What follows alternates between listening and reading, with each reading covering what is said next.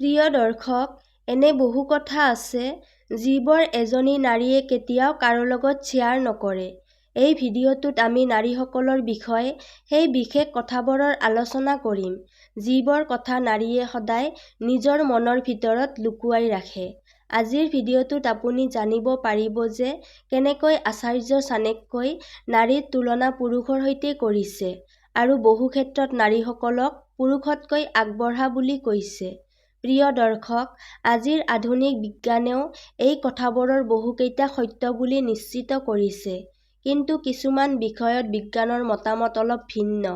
এই ভিডিঅ'টোত আপুনি চাণক্যই কোৱা নাৰীসকলৰ সেই 4 ধৰণৰ ভোকৰ বিষয়ে জানিব পাৰিব, যিবোৰ পুৰুষৰ তুলনাত নাৰীৰ ভিতৰত বহুগুণেই বেছি দেখা যায়। ইয়াৰ উপৰিও এই ভিডিঅ'টোত চাণক্যই কোৱা এই কথাবোৰৰ ওপৰত আজিৰ বিজ্ঞানৰ বৈজ্ঞানিক দৃষ্টিভংগীও আপুনি জানিব পাৰিব। নমস্কাৰ প্ৰিয় দৰ্শক, মই শেৱালী আপোনালোকক আমাৰ চেনেললৈ স্বাগতম জনাইছোঁ। আপোনালোকৰ ওচৰত অনুৰোধ জনাইছোঁ যে চেনেলটো ছাবস্ক্ৰাইব কৰিব আৰু কমেণ্ট বক্সত জয় শ্ৰী নাৰায়ণ বুলি লিখি পৰমাত্মাৰ প্ৰতি আপোনাৰ কৃতজ্ঞতা প্ৰকাশ কৰিব। প্ৰিয় দৰ্শক, আচাৰ্য চাণক্য অত্যন্তই বুদ্ধিমান আৰু দক্ষ ৰাজনীতিবিদ আছিল। তেওঁ নিজৰ নীতিসমূহৰ জৰিয়তে কেৱল এজন ব্যক্তিক সফলতা লাভৰ পথেই দেখুৱাই দিয়া নাছিল, বৰঞ্চ এই নীতিসমূহৰ মাধ্যমে সমগ্ৰ সমাজৰ কল্যাণো সাধন কৰিছিল। আচাৰ্য চাণক্যই নিজৰ নীতিসমূহৰ বলতেই এজন সাধাৰণ বালক চন্দ্ৰগুপ্ত মৌৰ্যক মগধৰ সম্ৰাট কৰি তুলিছিল। আচাৰ্য চাণক্যৰ এই নীতিসমূহ একত্ৰিত কৰিয়েই চাণক্য নীতি গ্ৰন্থ ৰচনা কৰা হৈছে, য'ত লিখা কথাবোৰ আজিও একেদৰেই সত্য বুলি প্ৰমাণিত হয়। চাণক্য নীতিত নাৰী আৰু পুৰুষৰ সম্পৰ্কৰ লগতে তেওঁলোকৰ গুণাৱলীৰ বিষয়েও বিস্তৃত উল্লেখ পোৱা যায়। এটা শ্লোকৰ মাধ্যমে আচাৰ্য চাণক্যই এনে 4টা গুণৰ কথা কৈছে, যিবোৰ ক্ষেত্ৰত নাৰীসকল পুৰুষতকৈ বহু বেছি আগবঢ়া বুলি উল্লেখ কৰিছে। স্ত্ৰীণাম দ্বিগুণ আহাৰ বুদ্ধিদষ্টাস্যাম চতুৰ্গুণা সাহসম স্বৰ্গুণং চেব কামস্থগুণং উচ্যতে। নাৰীসকলৰ প্ৰথম গুণৰ বিষয়ে আচাৰ্য চাণক্যই কৈছে, স্ত্ৰীণাম দ্বিগুণ আহাৰ, অৰ্থাৎ নাৰীসকলক পুৰুষৰ তুলনাত দুগুণ অধিক ভোক লাগে। খোৱা পিন্ধাৰ ক্ষেত্ৰত নাৰীসকল সদায় পুৰুষতকৈ আগবঢ়া বুলি কোৱা হয়। যদি আপুনি এই কথাটো আজিৰ সময়ৰ প্ৰেক্ষাপটত চায়, তেন্তে হয়তো আপুনি ইয়াৰ সৈতে সম্পূৰ্ণ একমত নহ'বও পাৰে। কিন্তু আজিৰ পৰা শ বছৰ আগতে নাৰীসকলে অতি কম বয়সতেই সন্তান জন্ম দিব লাগিছিল। তাৰ উপৰিও ৰন্ধন কাৰ্য, খেতিপথাৰৰ কাম-কাজ আদি সকলো দায়িত্ব নাৰীয়েই বহন কৰিব লাগিছিল। আজিৰ দৰে ঘৰৰ ভিতৰতে পানীৰ নল নাছিল। সেই সময়ত এঘৰা পানী ভৰাবলৈও কেইবামাইল দূৰলৈ যাব লাগিছিল। এই সকলো কঠিন পৰিশ্ৰমৰ বাবেই নাৰীসকলক অধিক শক্তিৰ প্ৰয়োজন হৈছিল। সেই কাৰণেই খোৱা-বোৱাৰ ক্ষেত্ৰত নাৰীসকলক পুৰুষতকৈ অধিক ভোক লাগিছিল বুলি ধৰা হয়। কিন্তু সময়ৰ সৈতে যেতিয়া আমাৰ জীৱন-যাপনৰ পদ্ধতি সলনি হ'ল আৰু আমাৰ খাদ্যাভ্যাসতো পৰিৱৰ্তন আহিল, তেতিয়া আমাৰ অভ্যাসসমূহো লাহে লাহে সলনি হ'বলৈ ধৰিলে। যদি বৈজ্ঞানিক দৃষ্টিকোণৰ পৰা কোৱা হয়, তেন্তে বিজ্ঞানেও এই কথাটো মানি লয় যে নাৰীৰ দেহক পুৰুষৰ তুলনাত অধিক কেলৰি আৰু অধিক বিশ্ৰামৰ প্ৰয়োজন হয়।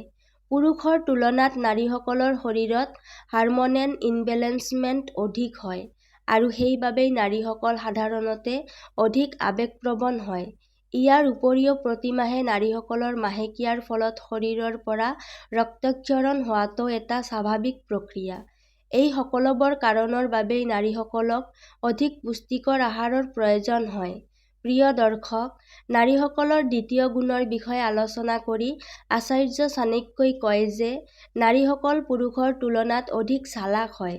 জীৱনৰ আটাইতকৈ কঠিন পৰিস্থিতিতো নাৰীসকলে নিজৰ বুদ্ধিমত্তাৰ জৰিয়তে সহজে পথ উলিয়াই ল'ব পাৰে।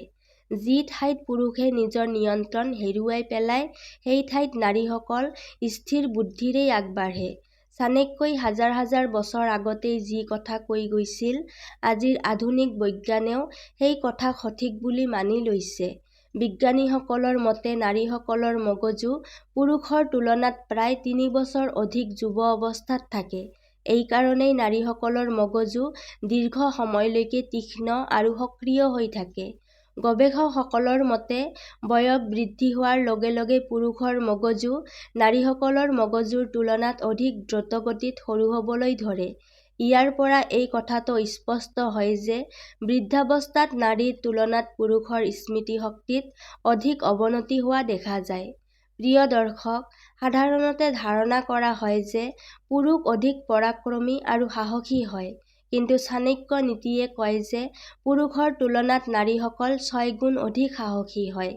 এজনী নাৰীয়ে নিজৰ জীৱনত বহু ধৰণৰ যন্ত্ৰণা সহ্য কৰে, যাৰ ভিতৰত সন্তান জন্ম দিয়া আৰু 9 মাহ ধৰি নিজৰ গৰ্ভত তাক লালন-পালন কৰাটো অন্তৰ্ভুক্ত। এজনী নাৰীয়ে নিজৰ জীৱনত বহু ধৰণৰ যন্ত্ৰণা সহ্য কৰে, যাৰ ভিতৰত সন্তান জন্ম দিয়া আৰু 9 মাহ ধৰি নিজৰ গৰ্ভত তাক লালন-পালন কৰাটো অন্তৰ্ভুক্ত। এজনী নাৰীৰ ভিতৰত এই সকলো ধৰণৰ ভয় আৰু কষ্ট সহ্য কৰাৰ অপূৰ্ব ক্ষমতা থাকে। সেইবাবেই নাৰীসকলক পুৰুষতকৈ অধিক সাহসী বুলি কোৱা হৈছে। চাণক্যৰ মতে নাৰীসকল পুৰুষৰ তুলনাত 6 গুণ অধিক সাহসী হয়। ভাবুকতাৰ ক্ষেত্ৰত নাৰীসকল পুৰুষতকৈ বহু আগবঢ়া। ভাবুক অৰ্থাৎ ইম'চনেল হোৱাটো নাৰীৰ দুৰ্বলতা নহয়, বৰঞ্চ ই হৈছে তেওঁলোকৰ অন্তৰ্নিহিত শক্তি। পৰিস্থিতিৰ সৈতে মিলাই নাৰীসকলে নিজকে সহজে খাপ খুৱাই ল'ব পাৰে। সংকটৰ সময়ত নাৰীসকলে চাপ লোৱাৰ সলনি দৃঢ়তাৰে সেই পৰিস্থিতিৰ মুখামুখি হয়। সেইকাৰণেই নাৰীসকলক শক্তিৰ ৰূপ বুলি মানি লোৱা হয়। কিন্তু নাৰীসকলৰ ভিতৰত লাজ আৰু সহনশীলতাও অধিক হোৱাৰ বাবে তেওঁলোকে নিজৰ এই শক্তি সহজে প্ৰকাশ নকৰে। ধৰ্ম আৰু সংস্কাৰক গুৰুত্ব দি নাৰীসকলে সমগ্ৰ পৰিয়ালটোক একেলগে ধৰি ৰাখে আৰু সকলো দায়িত্ব নিস্বাৰ্থভাৱে পালন কৰে। প্ৰিয় দৰ্শক, চতুৰ্থ গুণৰ বিষয়ে আলোচনা কৰি আচাৰ্য চাণক্যই কৈছে যে নাৰীসকলৰ ভিতৰত কামনা বা ইচ্ছাশক্তি পুৰুষৰ তুলনাত প্ৰায় 8 গুণ অধিক হয়। কামবাসনাৰ সন্দৰ্ভত আচাৰ্য চাণক্যই স্পষ্টকৈ কৈছে যে নাৰীসকলৰ ভিতৰত কামবাসনা অধিক হোৱাটো কোনো পাপ নহয়, নতুবা ই অনৈতিক বা চৰিত্ৰহীন হোৱাৰ প্ৰমাণো নহয়। তেওঁৰ মতে কামবাসনা হৈছে এটা স্বাভাৱিক মানৱীয় প্ৰবৃত্তি। কামপূৰ্তি হৈছে ঋণমুক্ত হোৱাৰ এক সহজ আৰু স্বাভাৱিক পথ। সন্তান জন্ম দিয়া আৰু বংশবৃদ্ধিৰ জৰিয়তে মানুহে এই ঋণৰ পৰা মুক্তি লাভ কৰে বুলি চাণক্যই বিশ্বাস কৰিছিল। বিজ্ঞানেও এই কথাটো প্ৰমাণ কৰিছে যে পুৰুষৰ তুলনাত নাৰীসকলৰ ভিতৰত কামুকতা অধিক হয়। নাৰী আৰু পুৰুষৰ কামুকতাৰ মাজত যথেষ্ট পাৰ্থক্য থাকে।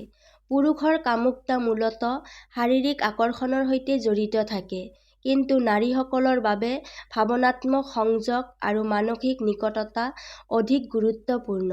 বহু সংখ্যক পুৰুষ নাৰীসকলৰ দেহৰ প্ৰতি যৌনভাৱে আকৰ্ষিত হয়। ইয়াৰ বাবে তেওঁলোকক প্ৰেম বা গভীৰ ভাৱনাত্মক সংযোগৰ বিশেষ প্ৰয়োজন নাথাকে। এয়েই সেই কাৰণ যাৰ বাবে পুৰুষ দেহ ব্যৱসায়ীৰ ওচৰলৈ যায় আৰু বিজ্ঞাপন, চিনেমা, পত্ৰিকা আদিত দেখুওৱা নাৰীসকলৰ শাৰীৰিক গঠন চোৱাত আগ্ৰহ দেখুৱায়। কিন্তু নাৰীৰ ক্ষেত্ৰত সাধাৰণতে এনে নহয়। এজনী নাৰী যেতিয়ালৈকে মনৰ পৰা কোনো পুৰুষৰ সৈতে জড়িত নহয়, তেতিয়ালৈকে তেওঁৰ সৈতে শাৰীৰিক সম্পৰ্ক স্থাপন কৰিব নোৱাৰে। নাৰী এজন পুৰুষৰ প্ৰতি তেতিয়ালৈকে আকৰ্ষিত নহয়, যেতিয়ালৈকে তাই তাক ভাল নাপায় বা ভাৱনাত্মকভাৱে তাৰ সৈতে সংযোগ স্থাপন নকৰে। নাৰীৰ বাবে প্ৰেম আৰু মানসিক নিকটতা শাৰীৰিক সম্পৰ্কতকৈ অধিক গুৰুত্বপূৰ্ণ। কোনো সুন্দৰ পুৰুষে এজনী নাৰীৰ দৃষ্টি আকৰ্ষণ কৰিব পাৰে, কিন্তু কেৱল দেহ চাইয়ে তাই তেওঁৰ সৈতে শাৰীৰিক সম্পৰ্ক স্থাপন কৰিব নোখোজে। সেইবাবেই কোৱা হয় পুৰুষ সাধাৰণতে যৌনক্ৰিয়াৰ বাবে প্ৰেম কৰে, কিন্তু নাৰী প্ৰেম লাভ কৰিবলৈহে যৌন সম্পৰ্কত আগবাঢ়ে। প্ৰিয় দৰ্শক, আশা কৰোঁ এতিয়া আপোনালোকে বুজি পাইছে যে কিয় নাৰীসকলৰ এই 4 ধৰণৰ ভোগ পুৰুষৰ তুলনাত অধিক বুলি কোৱা হয়। যদি এই কথাবোৰ আপোনালোকৰ ভাল লাগিছে আৰু বুজি পাইছে, তেন্তে ভিডিঅ'টিত লাইক কৰিব আপোনাৰ বন্ধু-বান্ধৱ আৰু আত্মীয়সকলৰ সৈতে শ্বেয়াৰ কৰিব। এনেধৰণৰ আৰু তথ্য সমৃদ্ধ ভিডিঅ' চাবলৈ আমাৰ চেনেলটো ছাবস্ক্ৰাইব কৰিবলৈ নাপাহৰিব। তেতিয়াহ'লে আজিলৈ ইয়াতেই সামৰিছোঁ। কাইলৈ পুনৰ লগ পাম আন এটি ভিডিঅ'ৰ সৈতে। ধন্যবাদ।